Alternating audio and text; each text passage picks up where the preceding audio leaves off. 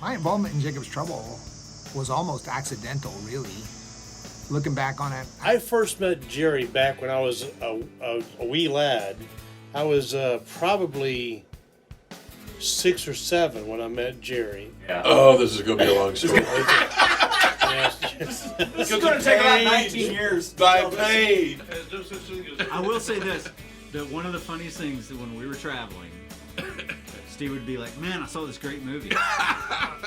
and so it opens up and we're like, we're in for a 2.5 hour story, aren't we? And we exactly the only person that it takes longer to hear about the movie than it does to watch the movie. Hey man, what details? Yeah, and I love it. Anyway, go ahead. Sorry. So I was going to Calvary Baptist Church in Ackworth, and his dad came on as the interim music minister. that's when I just felt from an early age I was just born to do music. So I spent my whole life just kind of being in and out of bands and imitating all the different bands. I used to make up my own little bands and write all the songs out and even sing them to myself and time them with like a second so I could put the accurate times. I was just a freak.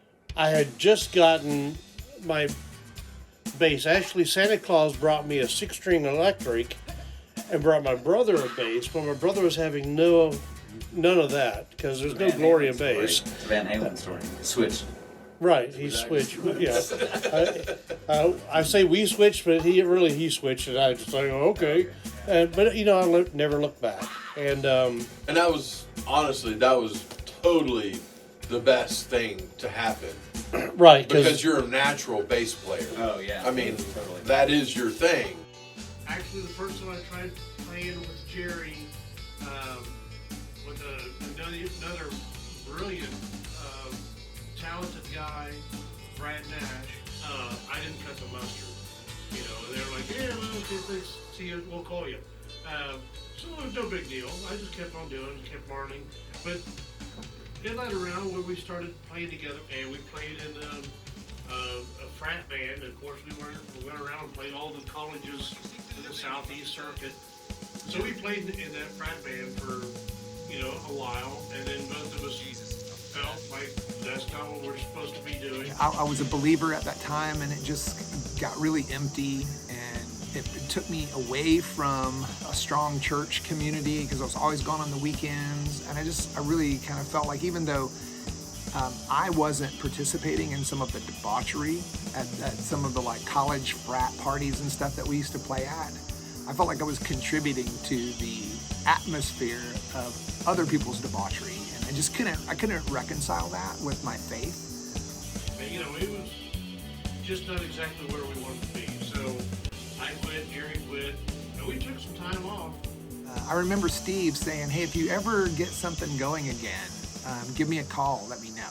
And during that time, I got married, he got married, and we were still attending church and everything, and then we ended up co-teaching a class.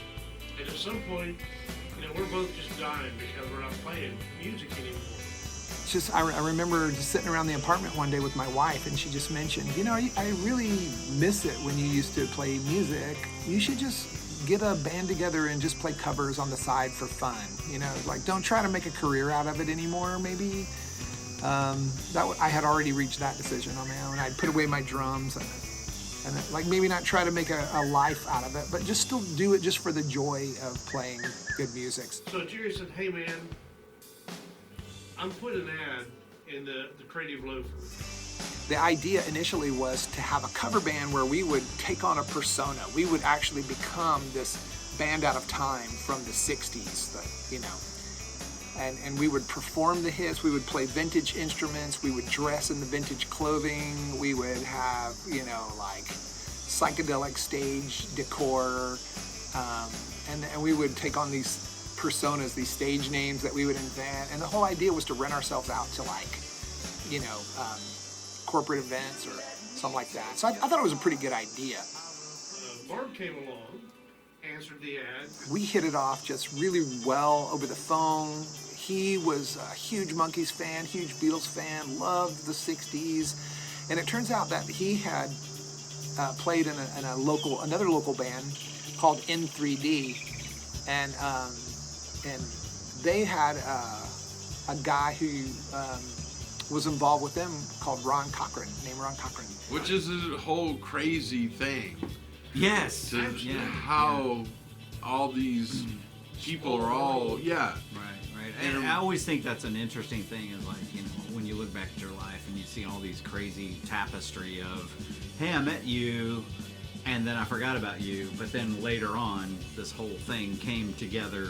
I remember seeing them one time at a gig, and Mark was just all over the place, just jumping around, windmilling like Pete Townsend, and just super fun to watch. And so he and I hit it off really well. We weren't doing a Christian thing at the time. Just gonna be a mid-60s pop band, have fun with it. And I think all of us were led individually, but at the same time, like, you know what? God's given me this talent and the drive. So one day we came in and we talked, and it was like, guys, I've been feeling like that God wants me to do more with what I'm doing. And so at that point, we stopped what we were doing and we prayed. We sat down and talked for probably another hour and a half, and just dreamed about what a Christian band that played this type of 60s influenced music might look like and be like. And so we decided, and we toyed with a couple of different names. I think Zilch at one time from the Monkees, we were going to be called Zilch. But we never kind of landed on a name. And then one day, Mark had let me borrow these videotapes of these cheesy 70s end times movies about the rapture and stuff. And we were watching them, or I was watching it one night, and one of the characters mentioned the phrase Jacob's trouble from, it's only in I think the King James version. And this time of Jacob's trouble, as Jeremiah called it. The Bible refers to these times as Jacob's trouble. Man, as soon as I heard it, I thought, that sounds like an awesome indie college band name, Jacob's Trouble. Really cool. So I called up the other guys. I was like, what about Jacob's Trouble for a name? And they loved it. And it just took off. So we began to be Jacob's Trouble. It was amazing because the stuff that Jerry had been working on and couldn't quite finish or whatever, it just went and flowed out. And he's got an analogy, and I'll let him talk about that. So the first 5 songs we wrote, we decided, let's put them down on tape. Jerry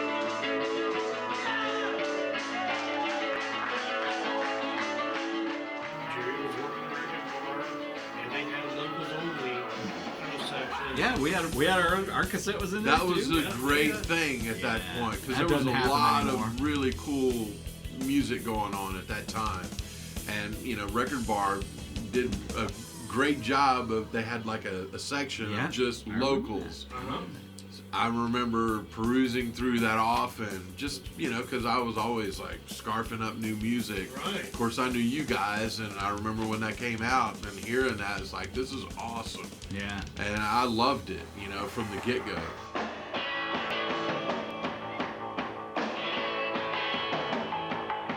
Somehow or another, Frontline was, and they were interested. Of course, we were like, you know, because that's what you do. Right. The ironic thing is, we signed the contract on April Fool's Day.